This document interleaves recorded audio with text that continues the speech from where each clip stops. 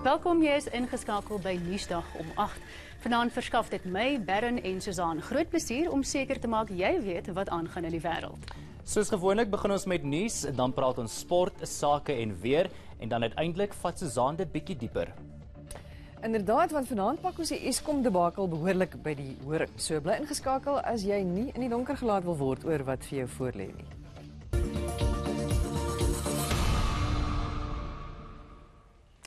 Eskom gaan probeer om die elektrisiteit tydens die vakansie en oor die feestyd aan te hou.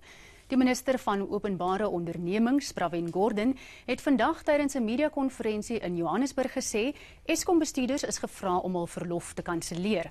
Hulle sal na verskillende kragstasies ontplooi word om oplossings te vind vir die voortslepende kragonderbrekings.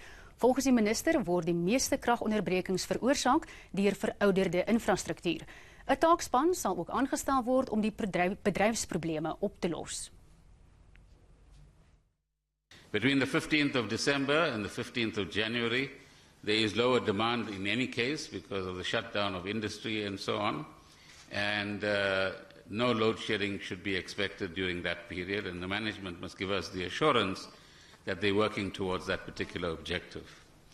When we come back, or the country comes back to work around mid-January, up to the end of March, we want to know within the next week what can we tell the public.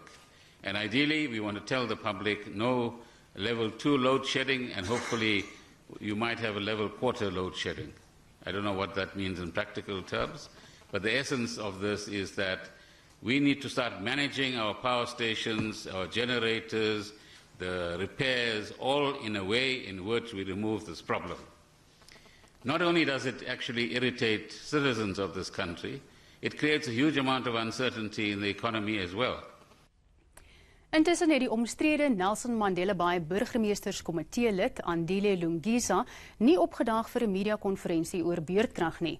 Die konferensie sou meer duidelikheid gee oor die implementering van beurtkrag in die Nelson Mandela Bay metro. Weens Lungisa se afwesigheid is die mediakonferensie onbepaald uitgestel. Met beurtkrag wat die hele land kniehalter, het die Nelson Mandela Bay munisipaliteit vandag probeer om die sluier te lig oor die implementering daarvan met 'n beheerkamer demonstrasie. Opnames is weens sekuriteitsredes verbied. Dit vat net 9 minute om 40 megawatt elektrisiteit in 2 sessies om uit Den Haag en Port Elizabeth af te skakel, vir sowat 2,5 uur se beurtkrag. We are probably the only metro in the country that exclude the industries. The reason why we're doing that, the industries providing work and bread on our people's tables. Therefore, we try our best not to load shed heavy industries and certain commercial areas. Hy sê beurtkrag word in 4 fases toegepas. Stage 1 is 5% of the capacity. Stage 2 is 10% of the capacity. Stage 3 is 15%, and stage 4 is 20% of the capacity. And we designed our schedules in terms of that directive as per the NRS 08. 'n Mediakonferensie wat na die demonstrasie sou plaasvind is onbepaald uitgestel. Amptenare kon nie die burgemeesterskomitee lid vir infrastruktuur, elektrisiteit en energie Andile Lungisa, wat die geleentheid moes bywoon, telefonies bereik nie. Rosalind Klaasen vir Nuusdag in Port Elizabeth. Omstrede nuwe ontwikkeling wat inwoners van die Bo-Kaap in Kaapstad die harnas ingejaag het, mag vereers nie voortgaan nie. Die ontwikkelaar het hom tot die hof gewend om 'n interdik te bekom teen inwoners wat vir etlike maande reeds betoog teen die ontwikkeling wat volgens hulle die geskiedkundige omgewing onherroepelik sal verander. Maar die hof het vereers 'n tydelike stokkie gesteek voor die ontwikkelaar se planne. Die eiendomsontwikkelaar Blok is verbied om sy huisgrade na die Bo-Kaap te neem tot die volgende hofdatum. Dit beteken sowat 2 weke. That the applicant may not move the crane onto the premises on or before the 18th of December 2018. I am actually very ecstatic because this is for us a minor victory.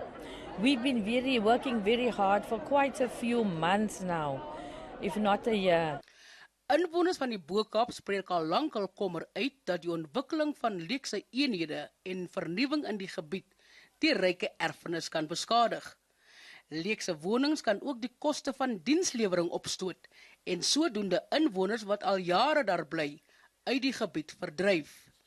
The type of development that's happening is displacing our people. It's forced economic apartheid. Verlede week is 'n aansoek ingedien om die Bo-Kaap tot erfenisgebied te verklaar.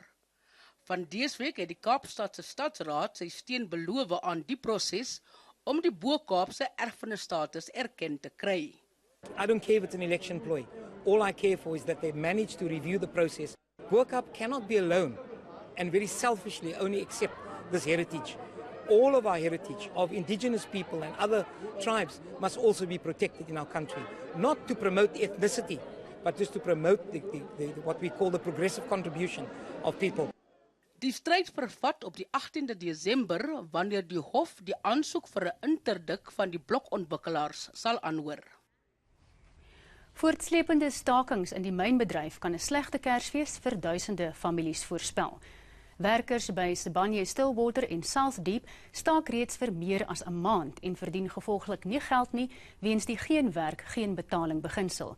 Sowat 18,000 werkers wat lede is van die vakbonde die NUM en AMKU neem aan die twee stakings deel. Samesprekings tussen die groepe het op 'n dooiepunt uitgeloop en nie die werkers of die mynbase wil verdere toegewings maak nie. The strike is entering its 5th week.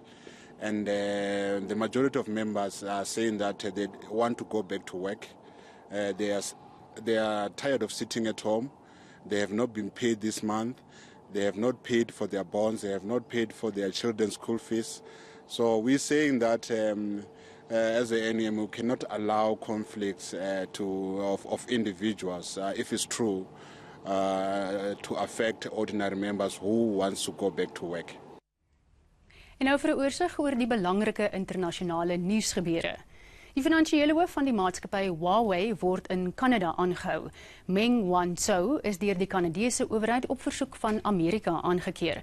Die tegnologiese maatskappy, bekend vir onder meer sy selfone, sê het nog min besonderhede oor die aanklagte teen Meng. Volgens China is die inhegtenisneming 'n skending van sy regte.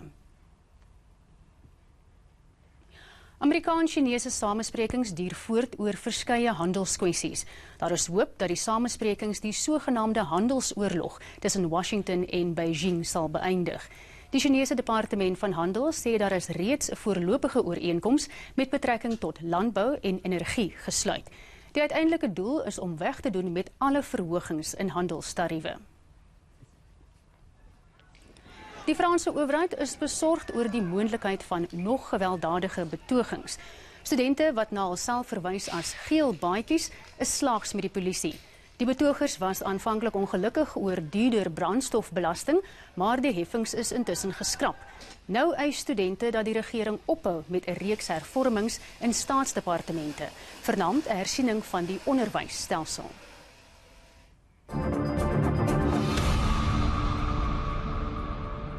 Die nuus en sportnuus gaan binnekort voort, maar dit is nou eers tyd om vinnig deur die land te rits, natuurlik met behulp van die foto's wat van ons kykers vir ons ingestuur het. Jy kan amper nie glo hoe verskillend 'n sonsondergang in verskillende provinsies kan lyk nie. Dankie Rikkie Wiese wat die sonsondergang in Benoni vasgevang het. Frida Mini het weer 'n sonsondergang naby Lepalale in Limpopo vasgevang. Dan na Mpumalanga waar Shanri Norke die pragtige foto in Middelburg geneem het. Sy sê sy was op pad na Pretoria. Dan het Gaino Lento Dinsdag die foto in die Kaapstad omgewing afgeneem. Sy sê sy moes dit net deel. Dit was omstreeks 12:15 toe die sonkring verskyn het en sy dink nie baie mense het dit gesien nie.